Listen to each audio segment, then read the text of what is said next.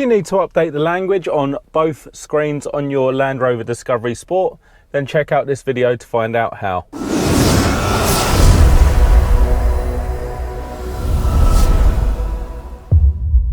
Hi there guys, welcome to another Ross Perry Productions video and welcome to another video on my 2017 Land Rover Discovery Sport.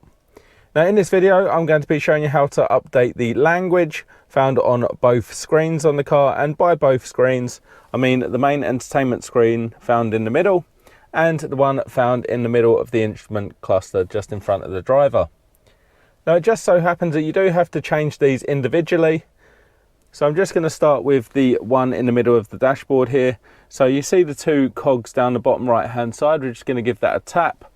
You can also press the button with the same symbol up there if you so wish. And then just at the top there we've got system, and then the top one again is language.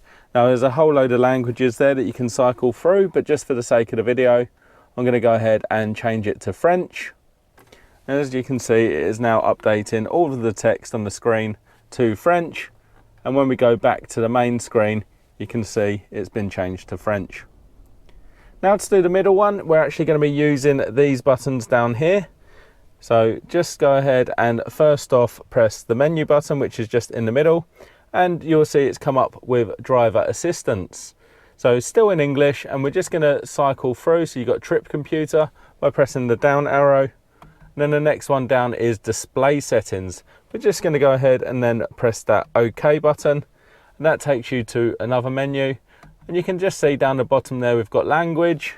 Again, just going to hit OK, or you can hit to the right, and you can cycle through the languages and change it as you wish. Now I'm just going to leave it on English UK because that's how I have mine set. And then I'll just go ahead and change this one back just to show you how quick it can be done.